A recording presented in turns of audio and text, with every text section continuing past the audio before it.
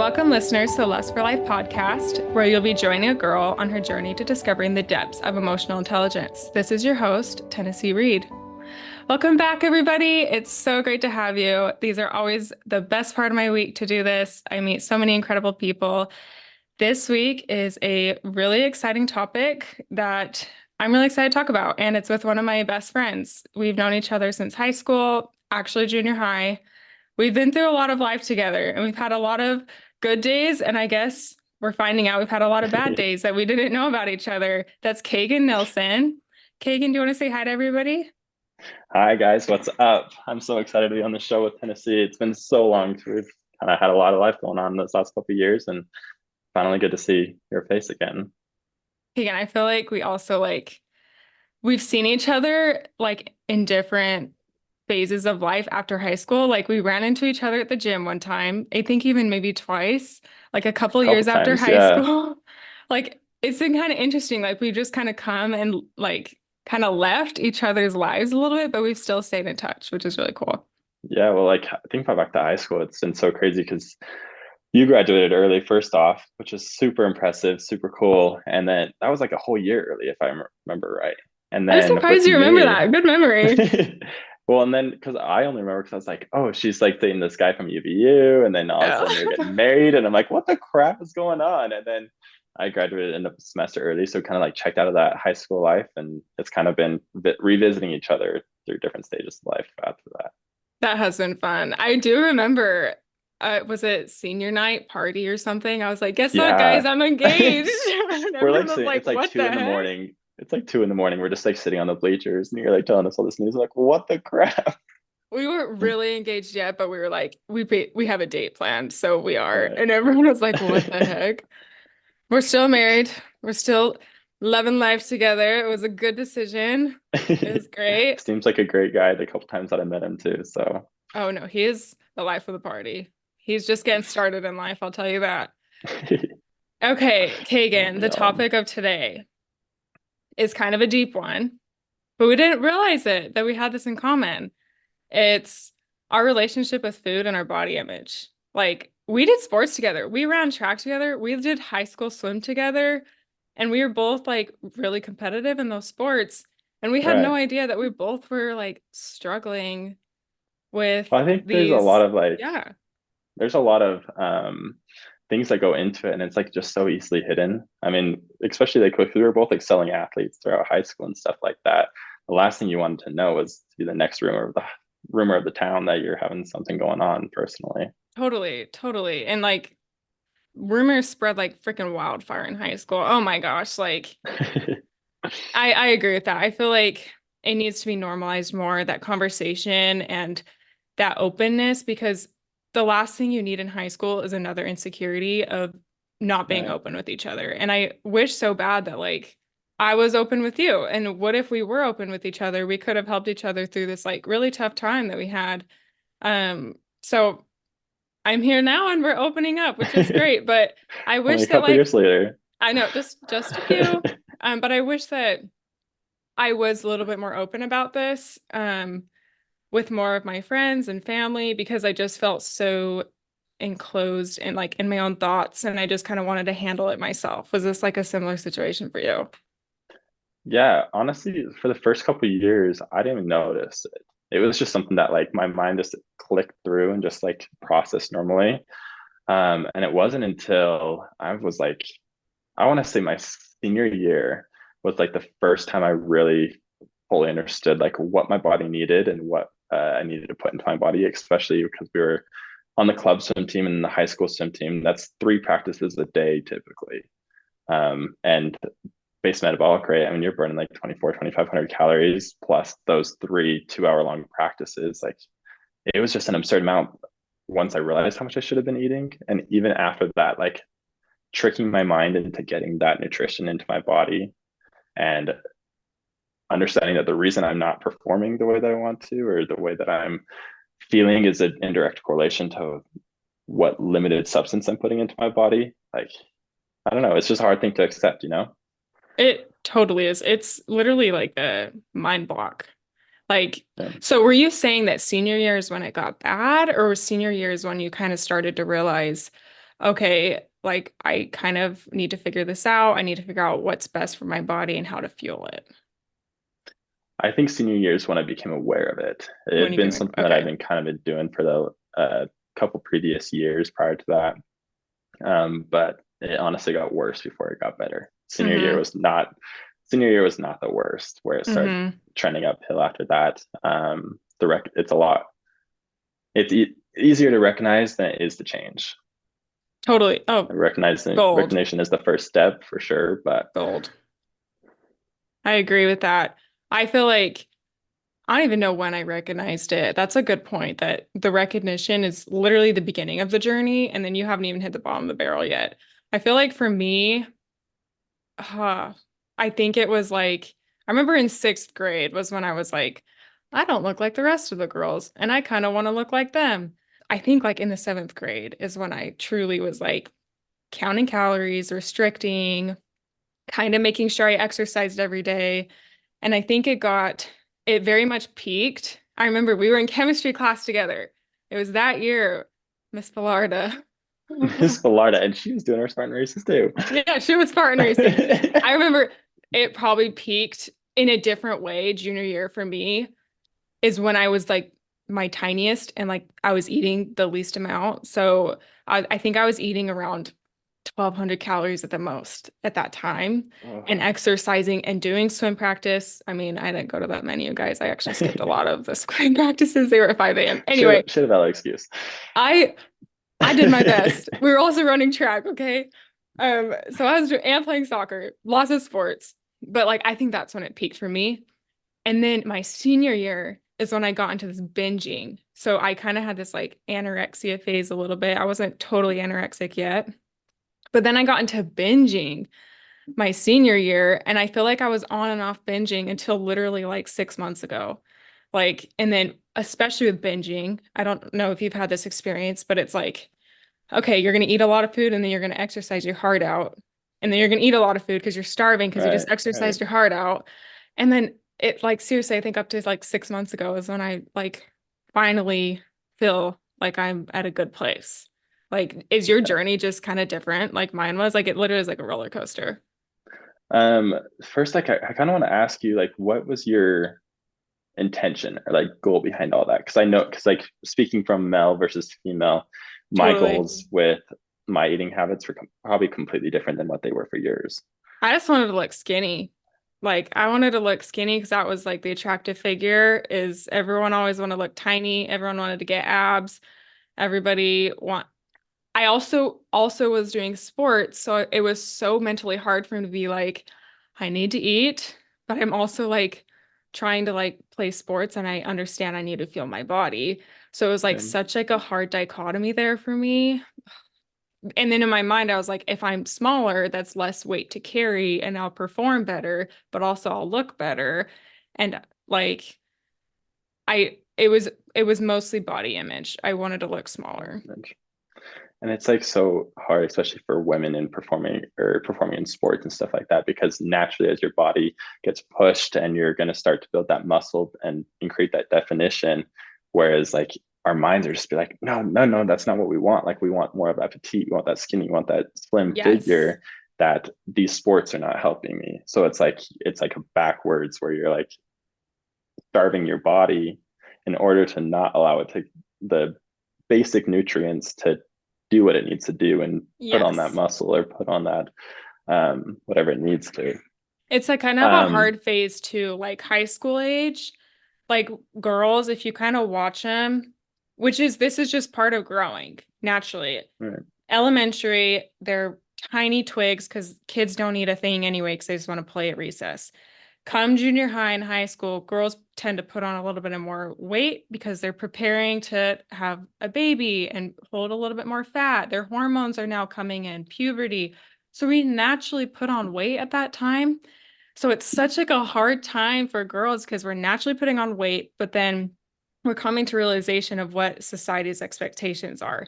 So we're fighting physiologic responses with also social responses. So it's yeah. it's a really, really hard battle there. Especially because like we grew up in such an interesting time. I mean, I remember in elementary school, there was little to no electronics. I mean, we set a home phone. How many times, Mm-hmm. like a landline? Those are so rare nowadays. Mm-hmm. Um, and then I believe it was like seventh grade was when I first got my Instagram account. And I mean, Instagram had only been around for Same. what, 2 or 3 years at that point, if I think that. I Like was it in had been seventh grade too. Facebook Yeah. prior to that. Yeah. Yeah. And so like the internet and like social media and promoting fitness or like healthy lifestyles and stuff like that, that was so new back then, that it just wasn't what you saw. Um, but yeah, to kind of like step back onto like your first question, kind of how we got here, my journey was pretty similar to yours. Like kind of how we were talking about, Instagram was still pretty new. Social media was still new. I remember when I was on seventh grade, I was still like a closeted gay. So like there were occasional like male images that would come up of shirtless males or whatever that I would be attracted to. And so like my explore page started to produce those type of things. And I remember looking at a picture of I want to Ryan Gosling from Crazy Stupid Love.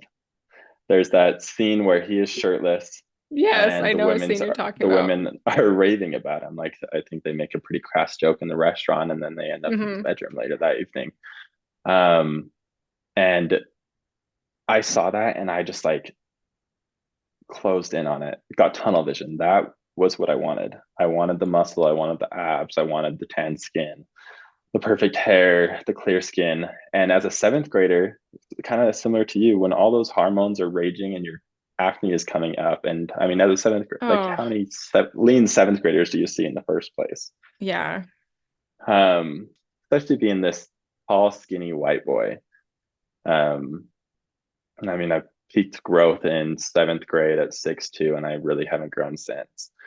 Um, but that was when I really noticed or had a perception of what myself was compared to others. Mm-hmm. Um, and going through that, there really wasn't much change, if I'm being honest, that happened for the next year or so until I got in eighth grade. And I was playing football. It was my first season ever playing football. My dad just wanted me to try it just to figure it out. And because I was so tall, I was so skinny, but I didn't make just my basic body weight labeled me as an X-Men. And what I saw as an Mm-hmm. X-Men was the big, like a little bit chubbier type of people. And immediately that's what I saw myself as. It was no longer that I was seeing myself as skinny. And then social media kept coming around and it was now skinny fat. There was a label for it. And that's what I perceived myself as. And then fast forward a little bit in ninth grade, when I started working out, um, actually at the gym, lifting weights, still doing club swim team and high school swim team. And then it wasn't until 10th grade that I started noticing like a little bit more of my eating habits. It was a little different than, I mean, I was talking to some of the other swimmers and they have these nutritionists or dietitians that are having them eat this amount of calories and whatnot. And so I started looking at calories on things and things that I liked and notice how many sugars, how many calories they have in it. But I had no control over my eating habits.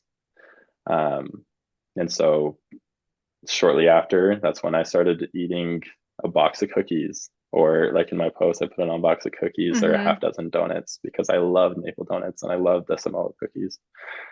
But then I would look at the serving and I would multiply that by how many servings I had in my head. Just a quick little math. If it was 130 calories, no, it was 150, just to round up and make it easier to do in my head. And then I would go to the gym and I'd walk on the treadmill until I saw that amount of calories on the calorie burner. And then senior year came around, started, my performance had not improved since my sophomore year in swim. And this is kind of when I started recognizing that, oh, like I'm not performing well because my body does not have what it needs. It is just trying to survive. Um, and then it wasn't honestly until a year ago, I want to say about this time last year, um, that I really started noticing my eating habits and wanting to make a change. It's so hard to want to make a change and admit that you have a problem. I can Totally. recognize I have a problem, but am I going to admit that to anyone else? Most likely not.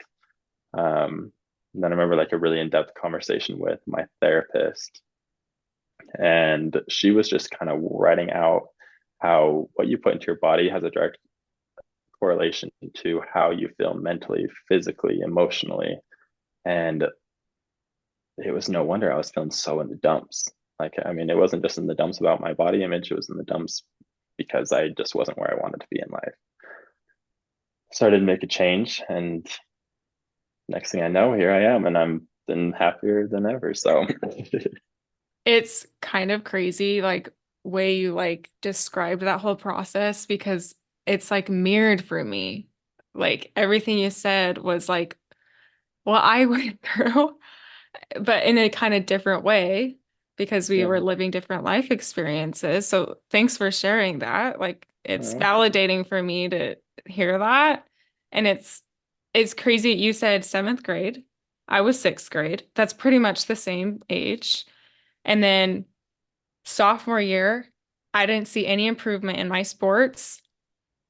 Um, and I was frustrated my senior year because I was not feeling my body. So I peaked about sophomore year and maybe into junior year, but later in junior year, not. So it's literally mirrored. Like yeah, that can't be just us. Like no, it is probably 80% of our student body probably went through a similar process and just didn't talk about it. Like that's kind of sad. Like I wish so much that we could have talked about this and helped each other through. me too. It's just like so crazy to think, and I mean, Utah is because went to high school in Utah. I don't know if that's okay to say on here. Oh, we're open on here. You can say whatever you want. But like the small community that we lived in, eating disorders, mental health issues, body image issues, like they are so prevalent and they're finally starting to get noticed. I Oh mean, yeah. and it's heart-wrenching to know the statistics of Utah compared to the other 50 states in the United States.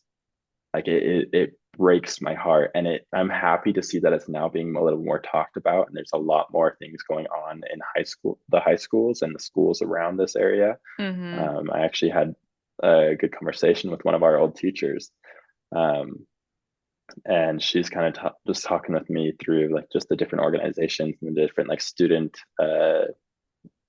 oh crap, student involvement Like clubs programs and that. stuff. Mhm. And it I mean, it makes my heart happy to see that, but there's just still so much to go and so many barriers to break down when it comes to this type of stuff. I agree. I I agree. It's a hard subject. I'm glad it's becoming more of a norm to talk about, so it's not so scary. But you think about it, it's hard to talk about anything, any insecurity in Right. high school and junior high. Personally, I found, like you said in your therapist session, um, it's not just what we put in our bodies, it's also like other parts of our life that contribute to this also.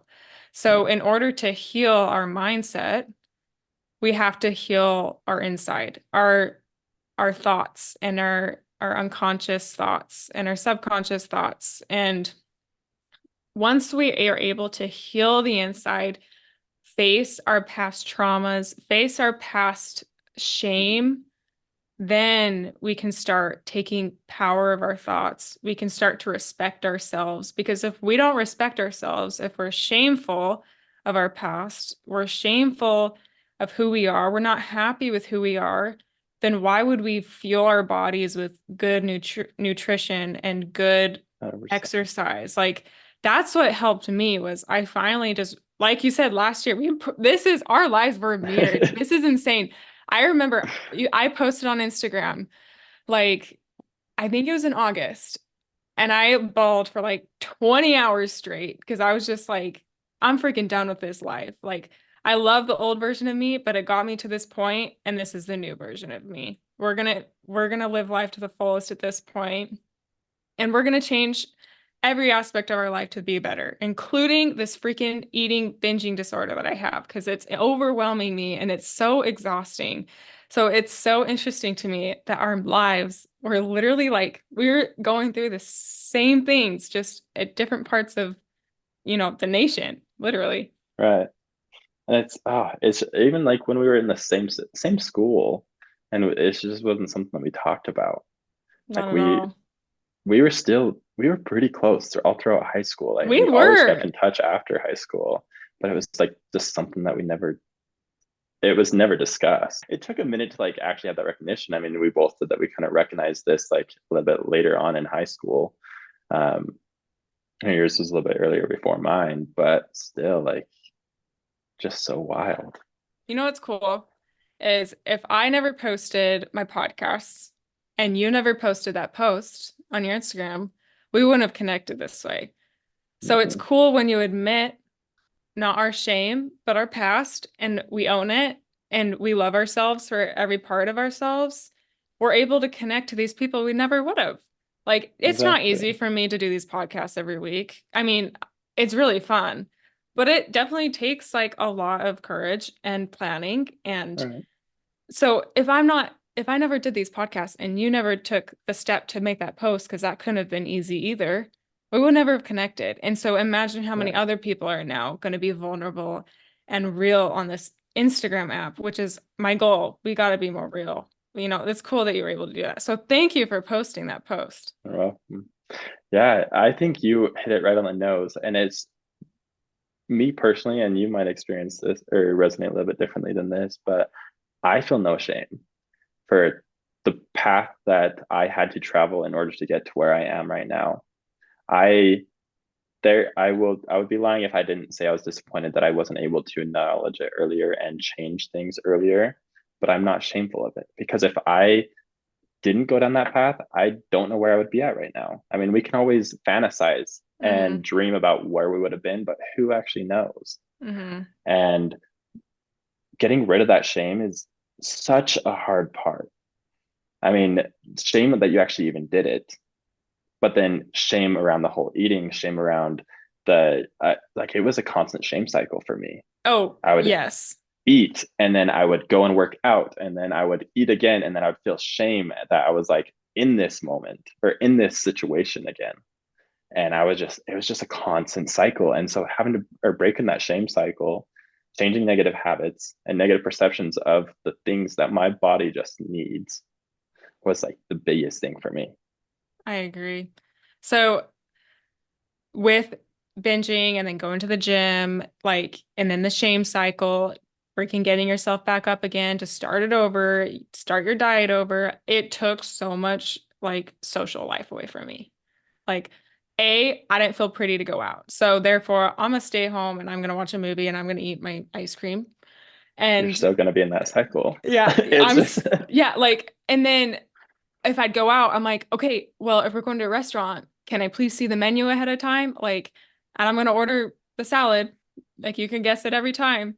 Or like, okay, are there treats at this party? Like, am I gonna have to partake of these treats? Because if so, like I already ate my 1,000 calories for the day. Like it took yeah. so much social life from me. And it's that is what I regret.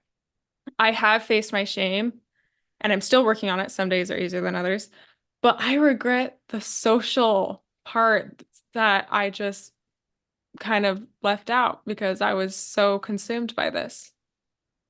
See, and I think maybe that's a little bit where we differ a little bit. I don't know that I ever limited my social aspect.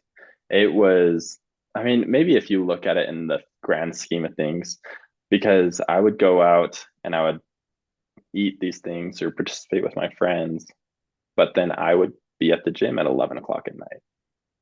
Like it was like, what am I willing to sacrifice in order to hang out with Yeah. my friends? And at the Mm-hmm. point, that's what I was willing to sacrifice. I was willing to sacrifice my sleep in order Mm-hmm. to make myself feel good about what I Okay. just did with my friends.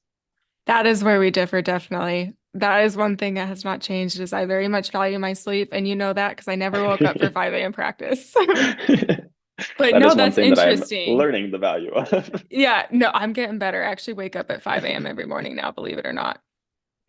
But no, that is interesting that it differs. I think each journey is different. obviously it did affect you, but just in a different way.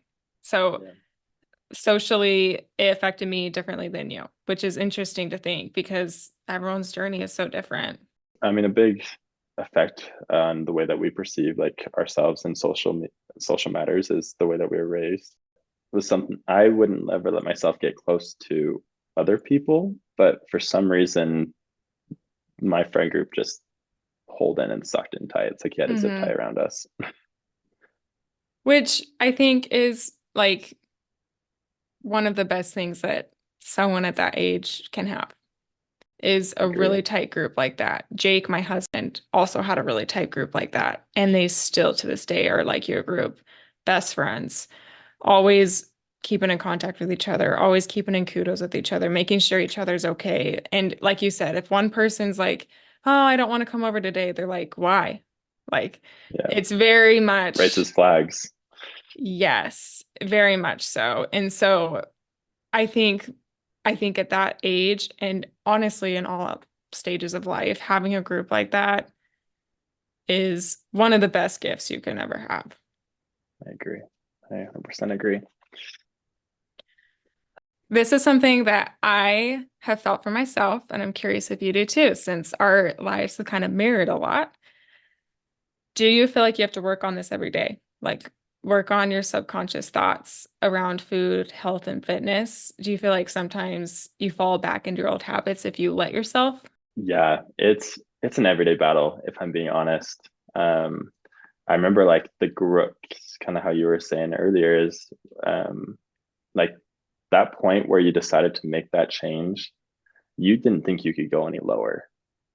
And then next thing I know, I'm 6 feet underground. Like I am just burying myself. And it's not necessarily like the same struggles, but it's so hard to look inside and admit those things. And when you start processing those things that you didn't even know were there to process start coming up, and your body is just releasing this emotion.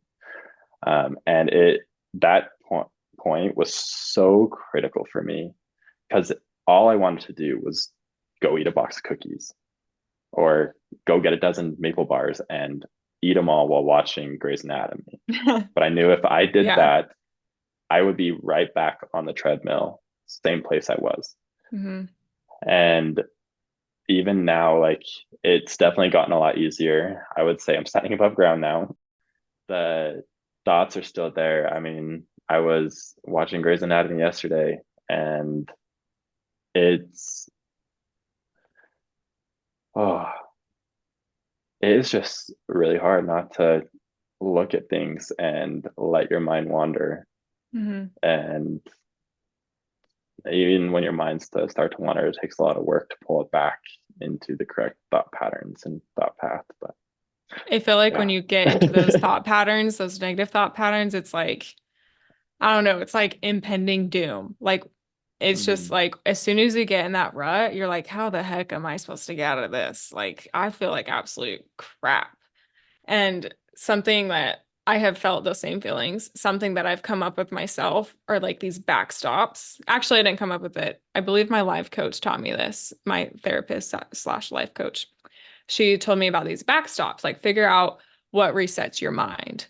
And for me, I've talked about this in my previous episodes. These backstops are getting outside, breathing fresh air, listening to like a really constructive audiobook, uplifting words, listening to like really high-paced music or going for a run and like running my heart out for a minute, like get my heart rate up, getting that blood flow to my brain to kind of wake it back up, get myself literally up out of my seat, somehow get myself moving. And that like kind of helps to physiologically reset my brain. So, Yeah. have you found like you have any backstops that work for you? Yeah, I was actually thinking about that. My therapist kind of had a similar analogy. Um, they, interestingly enough, she used the idea of like, those red twirly slides at like that used to be on the old playgrounds. Yeah, of course, When you start always. to have those thought patterns, you start sliding down that, and it is Hmm. so hard to stop yourself. And so unless you have on, so she called them rubber shoes. Oh, that's If you have awesome. rubber Yeah. shoes, you can stop yourself and you can climb back up. It's not going to be easy, but you can do it. And so in my world, my rubber shoes are the music. I music is just spoken words to me. It always has since I was in high school. Um, Music, running, similar to you. I think running is one of the most beneficial things you can do. It opens up your lungs. It brings oxygen to your uh, mind, and it releases endorphins. Um, and then outside of that, spending time with my dog, be with other people, be start a conversation with them, and let that carry your mind elsewhere. That's awesome you say that because I forgot one of mine. Talking to other people. Like you said, that's why I do this podcast is it keeps me talking to other people. It keeps me trying to better myself and connecting with other people. And it's interesting. I interviewed the outdoor therapist. He's on Instagram and he just posted a video, I believe today. And he talked about how this owner of this dog they were sitting outside and this dog just ran off. And he's like, where did he go? Like he hasn't been back in a little bit. And he finds his dog and he's like under a bush, like whining in pain. So he takes him to the vet and he's like basically like needed immediate medical attention, like referring to this as us humans, when we're in pain, we so retract into ourselves. We want no connection with other people. We want to fight our own battles when that is literally the last thing we need. The first thing we need is that connection with people, and we need that help. Like that dog, like he needed immediate medical attention. So when we start to have those like spiraling thoughts, that is when we need immediate attention or immediate connection with other people. Oh, beautifully said. Oh, oh. Chef's kiss right there. You can thank the outdoor Chef's therapist and kiss. view my last episode with him. He's amazing. Okay, so this No, is always a tearjerker question for me because I feel for the little girl inside of me that was in so much pain when I was constantly fighting my body image, constantly fighting my acne growing up. I had terrible acne. That's beside the point. It was mostly on the inside I needed to work on. But see, that's so if interesting that you even noticed that because I thought you were like you had thought I such had beautiful good skin all skin, throughout high school. oh, Yeah. you're I was like, I sweet. remember being so jealous of you. What? Wait, let's talk about this really quick. Yeah, I I remember was going to the so dance. insecure about my skin. I remember going to that dance together and just like looking at your skin. I'm like, she literally has no pimples, and then here I am with like my all around my mouth just covered. You know what's funny? Because I thought the same thing about you. I'm not even joking you. I'm not even joking you. That is hilarious. Oh my gosh. You guys, this is just so, this is what it is. We just stare at each other and think it's so much greener on the other side when we're both suffering. Oh my gosh. That I is think I think about that insane. so many times because there were a couple like back to like body image and stuff like that. There were a couple guys, specific. Most of them were seniors when I was sophomores, or even like other guys in our own class that I would look at them and I'm like, you guys have the perfect body. And looking back, like my body for a 16, 17, and 18-year-old, my body was definitely not bad. Yeah, seeing these other guys, like you just said, like sometimes the grass isn't always greener on the other side because like I'm sure I'm really curious if some of them thought the same thing about me. Whereas I'm looking at them and being like, oh, if I could just like if I could have a body like that, I would never complain again. Okay, we're gonna swing back a little bit here. Earlier you said you were, was it skinny fat? Is that what you called it? Skinny fat. That's I found that label in eighth grade. Yes. I also felt the same way. But now looking back at my photos, I'm like, oh, geez, like I was actually like kind of like unhealthily skinny at that point when I thought I was skinny fat.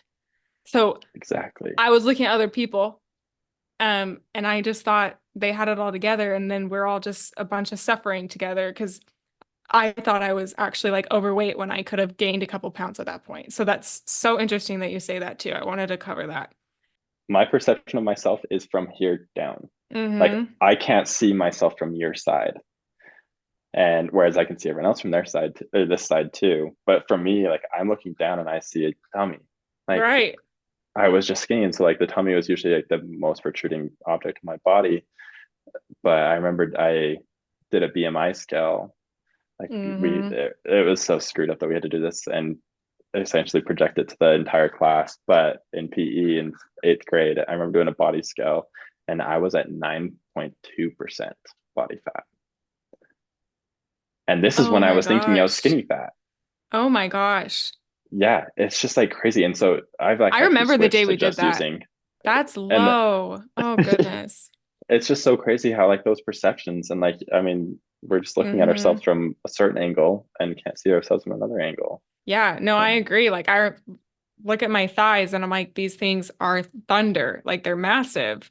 But then you look at yourself in a video from 10 years ago and you're like, what the heck? Like, that's not what I mm. looked like. So dysmorphic. Our minds were so dysmorphic. And when you're not healed on the inside, everything's so distorted on the outside.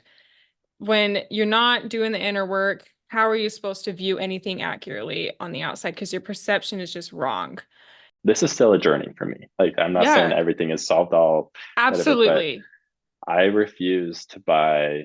I was like trying to gain, put on muscle, but I wanted to do more of a clean bulk. I Hmm. obviously didn't, I knew my mind would be a wreck if I went the full dirty bulk and just did that. And I also knew I would just wouldn't feel good. So I went through the clean bulk, but I refused to buy mass gainer protein. And the reason for that was because of the amount of calories in it. But then a little bit, I went in like while I was in Florida, I luckily had a couple days off, and I went and did all my blood work and got my metabolic rate and all that other good stuff. And they were able to give me a good overarching, like about just bare minimum what I need to be getting in a day. And then if I'm working out, how much I need to be getting in a day. And then that gave me kind of a baseline of where I should be. And even when I thought I was eating amazing stuff and I was getting the sufficient calories and protein in, I was still like 500 calories short. So I'm just like thinking, I'm like, why Oh am my I shortchanging gosh. myself? Like, why am I doing that to myself? And the next Uh-huh. day I went and bought some like mass gainer protein, and it's, I mean, I've put on, I mean, from last summer to this summer, I've managed to put on 20 pounds of muscle. And then Oh, in the last couple of months, that's I've put on like great. 4 or 5. Yeah. Oh my gosh. Yeah, that's great progress. I have a question for you. Do you wear an Apple Watch? I used to, but I do not anymore Is that for part of the the sole reason of, process? yeah, I Okay. tried to stay away from like the calorie tracking idea type of stuff, Okay. or at least That's from what my body is interesting. burning. I do feel like now that you're saying that, I can see why that's beneficial. My question was, do you feel like your Apple Watch is accurate to what these blood results were telling you? Compared to when I used to wear my Apple Watch to what Do you these were, remember? I think my Apple Watch was saying that actively I burned 400, 500 calories a day, maybe 600, Hmm. on like a more cardio intensive day. And then just like all around, it was saying I was burning like 2,300 calories, if I remember right. Hmm. Um, but when I was getting this blood work done, that wasn't even like close. Really? No, that wasn't even my basic metabolic rate. With those two added together? Those two added together, what my watch was saying I burned throughout the entire day was not even what I was burning just sitting on the couch watching TV. That is wild. And word of caution, I do have the Series 6. It was a little bit older. It's not the newest and the brightest thing, No, but I like your numbers are pretty accurate to mine. Mine are a little lower because I have like I'm not as tall as you. Um, but like those numbers are kind of accurate to mine. um, Regardless, it was wrong. yeah. Like it And was telling you misinformation right. by a And long it was shot. just like, it was just feeding my problem too. For people that are just getting started on their health journey, I really don't want to badmouth Apple Watch because it can be an amazing tool Hmm. for people that are just getting started and they're like wanting to get like a good baseline or like an idea of like what's going on. It can be an amazing tool. It's just you have to be so cautious with it and I agree. not start calorie tracking. I mean, it's the same. We see the same thing with social media. Social media can be such an powerful tool for all of us. It's just there's such a thin line between useful and damaging. So your equivalent to an Apple Watch for me is a scale. I threw away my scale last summer. Like I literally remember like so vividly throwing it in the dumpster. There was nothing in the dumpster, it just been emptied. So it like clanged into the dumpster and it like beeped. Like, you know, when you're supposed to step on it, it like beeps at you. Mm-hmm. And I'm like, oh no, no one's stepping on you. Like, and I purely threw it away because I didn't have room in my car to move across the country.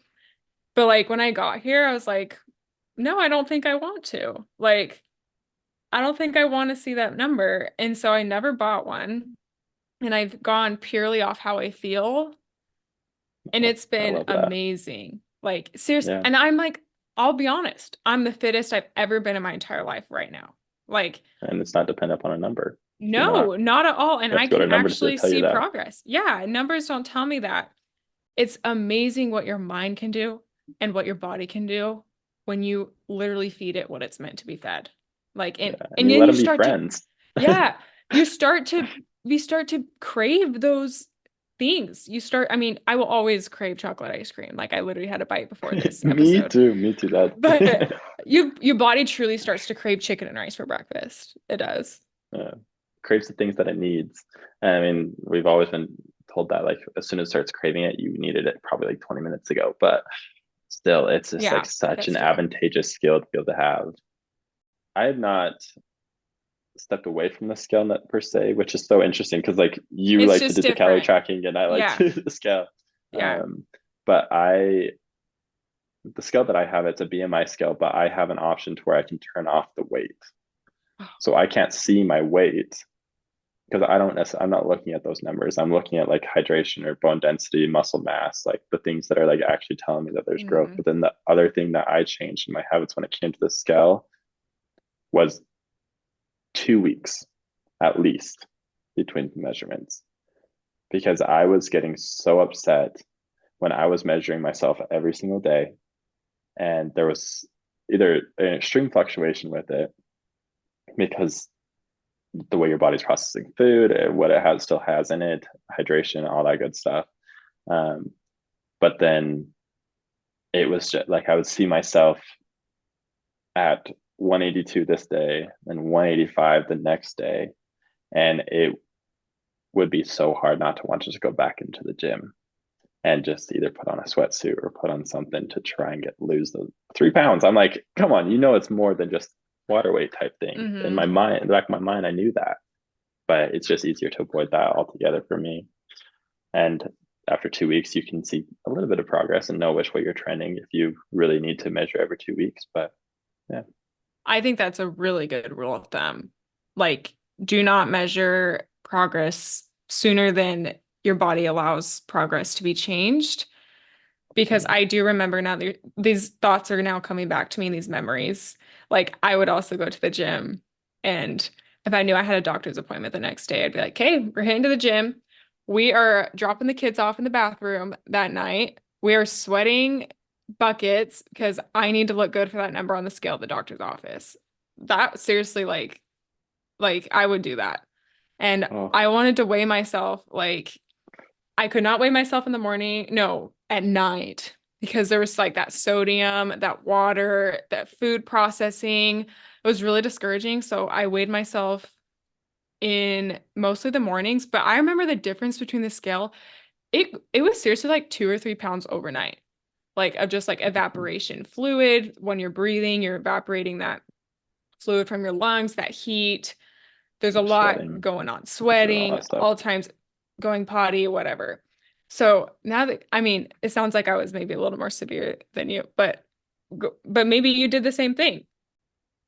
I wouldn't say we were that far off. Yeah. Okay, okay, there you I go. would, I would in the morning, I would go to the bathroom before I got ready for the gym. I would take a piping hot shower, trying to sweat out if I could, which it Hmm. was such like a weird logic in my mind. I'm like, the hotter the shower, like the more I'm gonna sweat in the shower. It's like a sauna, right? And then I would go to the gym. I wouldn't weigh myself before. I'd always weigh myself after and see Hmm. what I was at. And then I would do that every day after day after day. Hmm. it was just, there was such an extreme fluctuation. I mean, it's totally dependent on like, am I carb loading the night before, or did I have 2 pieces of broccoli type thing, you know? Yeah, like now that you're talking about things, it's like bringing back memories. Like it's hard to be like, let me tell you about my journey and tell you all the details because it's like hard to tell you how much thought goes into each day and how much like action was like designated towards food and my body because I didn't even realize it, like Yeah, your we didn't actions are even your notice actions. it. You don't even notice It it. was Like habit at that point. totally, totally habit. Like you don't even notice what you're doing when you're doing it. Like it's just crazy how long you do it and how subconscious it is. Like your habits. It's insane. Okay, question. If you could go back and tell your younger self or your 2 month ago self something to help them along, what would you say? Oh, The hefty question. it is, especially because there was so many things, there was so much more going on besides just this body image and perception stuff going on back in when I was in high school. I don't think that I was told I'm doing enough very often. People would celebrate my big victories, whether that was with swim or academics or whatever it may be, but they would never come and find me when I'm up at 2 in the morning studying for this anatomy test because had a practice till 10 p.m. the night before, or a me went late type thing. And so I would want to give my younger self a hug and just let them know that they are doing enough. What they're doing is enough. I love that. And we can relate that to other people who are struggling on this journey. Just imagine Kagan and I giving you a big hug because we've been there and we're I'd love still to give fighting anyone through a it. Yeah, well, through the wave, through the waves of this hug. podcast. No, thank you for sharing, Kagan. If our listeners are struggling, you guys, please reach out to Kagan or I. Kagan and I are here. We've been through it and we're still fighting through it. It's a hard journey and it probably will never end. But let's be the change. Let's be vulnerable on our social media and be real. Because truly, that's what makes these connections so great. Kagan and I would never have connected like this. We never would have even known these things if we both didn't put ourselves out there and were vulnerable. And I want to thank everybody for joining this week. You guys, give your inner child and your younger self a big hug from Kagan and I. We love you so much. And please, please, please reach out, comment, or somehow get in contact with us if you need a big hug, word of encouragement, or us to tell you you're doing enough. We're here to help you. Thank you all for joining this week. It was such an honor to make this episode. Kagan, thank you so much for being here and Oh, opening up. thank you for having me. It was so good to see you again. And It was good to thank you catch for up. allowing a safe space to be vulnerable. Of course, of course. We love you, listeners, and we'll see you next week.